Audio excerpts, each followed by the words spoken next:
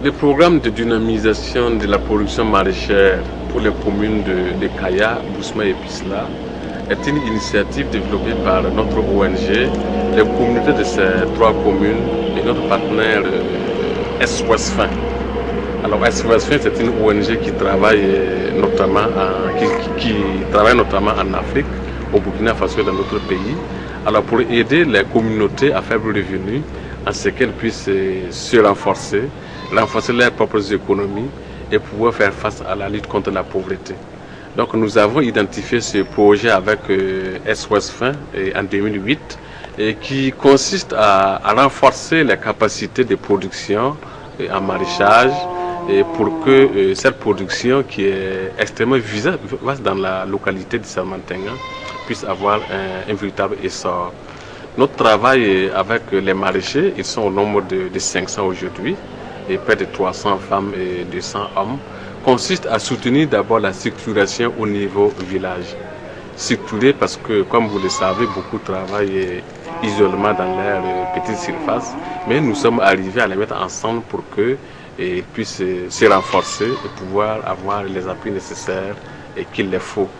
Alors, la structuration va également au niveau communal, puisque nous travaillons à ce qu'il y ait des communautés bien organisées, notamment les maraîchers, alors qu'ils puissent aussi savoir défendre leurs intérêts et pouvoir aussi montrer leur savoir-faire au sein de leur collectivité, afin que dans les budgets communaux, leur dynamique puisse être prise en compte. Alors, il y a également un grand soutien à l'équipement en maraîchage, parce que la plupart des groupes que nous avons soutenus sont réellement de faibles revenus. Avant, c'était vraiment dans des conditions les plus précaires qu'elles travaillaient, mais nous sommes arrivés à les doter, en tout cas motopompe assez performantes, en outils tels que les grillages, les tuyauteries et tout ce qu'il faut et pour qu'elles puissent bien produire. Alors, ce qui est important et intéressant dans ce programme, c'est que nous avons une partie aide à la commercialisation. Ça veut dire que nous soutenons à ce qu'il y ait des groupes au niveau des périmètres maraîchers qui s'occupent essentiellement de la commercialisation. Ce sont eux qu'on accompagne au niveau de certaines grandes villes. Ce sont eux qu'on réfléchit sur le système de commercialisation.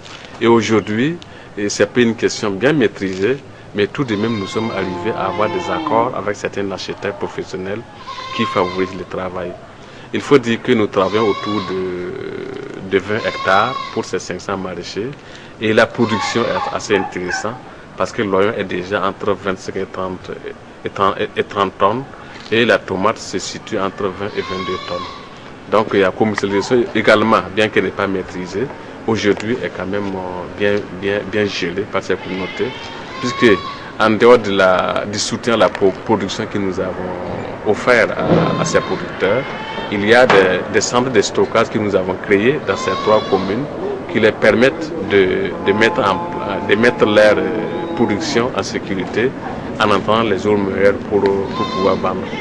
Alors c'est un programme qui continue parce que nous avons élaboré un nouveau programme qui va de 2011 à 2013 et qui aura toujours comme objectif de consolider les acquis des 3 années que nous avons fait avec eux et aussi de pouvoir intégrer d'autres nouveaux maraîchers dans ces communautés. Aujourd'hui, nous travaillons également pour renforcer les pouvoirs politiques afin qu'ils puissent aussi savoir défendre leurs intérêts, discuter avec les autorités locales afin que leur travail puisse être reconnu et qu'on puisse aussi élaborer les budgets communaux en tenant compte de la vie du marché. Aujourd'hui, nous sommes très satisfaits parce que dans les 3 communes, nous sentons une réelle adhésion des autorités communales, notamment les maires des communes, et également toute une volonté vraiment à l'autorité locale de s'intéresser au maraîchage et de trouver des circuits de commercialisation intéressants pour favoriser leurs activités. Nous avons également réalisé au cours de ces 3 années un compte d'exploitation global autour de ces 500 maraîchers et nous voyons que les résultats sont très satisfaisants. Le fonds de développement qui est octroyé est bien géré. Les récoltes aussi se font très bien. Et sauf que nous avons toujours des difficultés au niveau de l'application technique au niveau des périmètres. Alors, c'est vrai qu'on fait beaucoup d'efforts, mais force est de reconnaître que le travail également reste toujours là. Il y a tout un besoin en équipement toujours qui se pose, puisqu'il y a de nouveaux acteurs qui arrivent, les marchés qui arrivent. Alors, il faut que nous puissions effectivement retrouver toujours des appuis existent pour pouvoir allier ce qu'on a pu octroyer comme fonds de roulement, mais aussi faire appel à de nouveaux fonds pour que ces nouveaux arrivants aussi puissent être mieux lotis, mieux équipés, afin que la production puisse être optimisée. Nous recevons toujours des appuis de nos partenaires qui ne sont pas seulement financiers, mais des appuis techniques, en tout cas qui permettent aux animateurs que nous avons sur le terrain d'être opérationnels et d'être efficaces dans l'encadrement et dans la réflexion pour de nouvelles perspectives de consolidation. Le programme de promotion de l'élevage rationnel au niveau du Salmantenga est une initiative de notre ONG avec les agro-pasteurs de la localité et tout cela soutenu par l'ONG Autre Terre Belgique. Alors ce programme a pour objectif de travailler à renforcer les performances des agro-pasteurs dans la gestion de leurs animaux. C'est également aider au renforcement des capacités génétiques parce que nous savons que la race locale est intéressante, mais elle ne donne pas assez de lait, entre 1 et 2 litres par jour, alors qu'une certaine race peut aider ces agro-pasteurs à mieux vivre les activités. Ce projet nous a permis d'acheter des Goudali d'origine nigériane qui sont des races encore plus performantes et que nous essayons de faire des croisements avec la race locale. Nous avons mis en place une ferme de production laitière à Kaya sur 1 hectare et les animaux qui sont stabilisés à ce niveau nous permettent de les envoyer souvent dans les villages partenaires pour des actions de croisement naturel. Les croisements, effectivement, avec les races au niveau local donnent des petits qui sont en tout cas bien adaptés pour les communautés. Alors, en dehors de ces activités de croisement que nous faisons, il y a tout un cycle de formation technique et qui va au soins vétérinaire, à la gestion des étables, la culture fourragère et également d'autres initiatives de concertation paysanne pour renforcer les capacités en matière de production. Alors ce programme intéresse une quinzaine de villages avec 120 agro-pasteurs qui sont soutenus.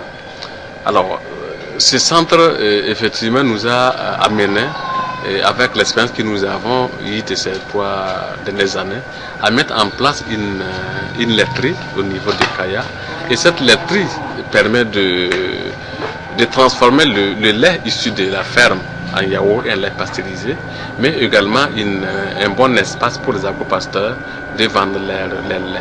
Aujourd'hui, nous avons au moins une centaine d'agro-pasteurs qui reçoivent non seulement notre accompagnement technique et les formations que nous organisons à leur profit, mais également ils ont dorénavant un cadre propice où ils peuvent vendre leur lait. Le prix de litre a été discuté avec eux et chaque matin, chaque soir, les agro-pasteurs savent qu'il y a un lieu où ils peuvent toujours vendre leur lait et sans pour autant être obligés de les brader sur les marchés avec des prix qu'eux-mêmes n'arrivent pas à contrôler. Alors c'est un projet qui se positionne bien, mais le défi qui est là, c'est rendre viable économiquement ces infrastructures, à savoir les centres d'élevage et la laiterie.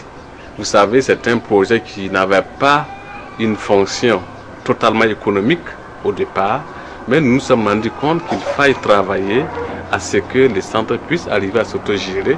Sinon, après le financement, nous ne pouvons pas être en mesure de soutenir les agro-pasteurs. Voilà pourquoi nous avons élaboré un plan d'affaires pour cette laiterie aujourd'hui, afin de pouvoir suivre toutes les règles minimum de gestion économique, afin que au finish, nous puissions avoir une infrastructure qui s'autogère, qui s'autosuffit et avec ou sans financement, que nous puissions toujours continuer à accompagner les agro-pasteurs.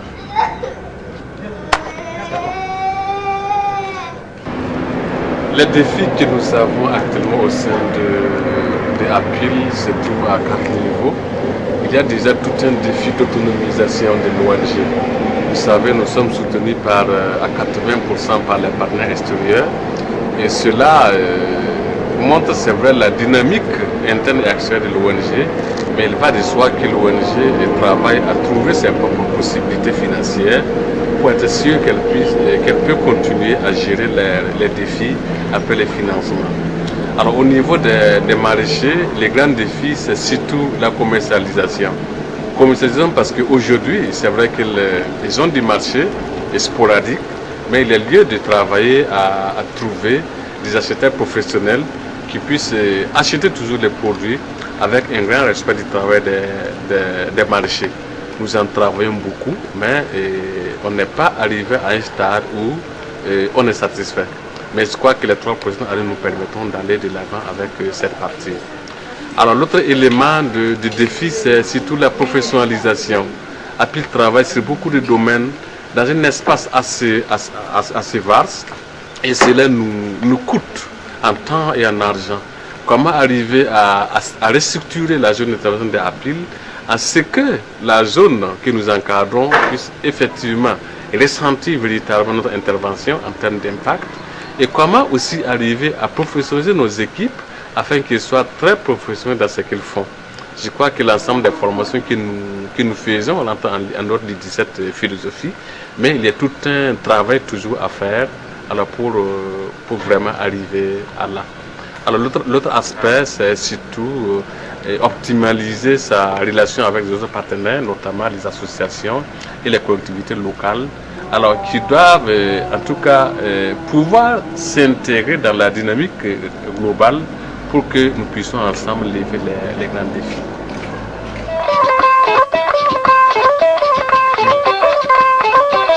Hey,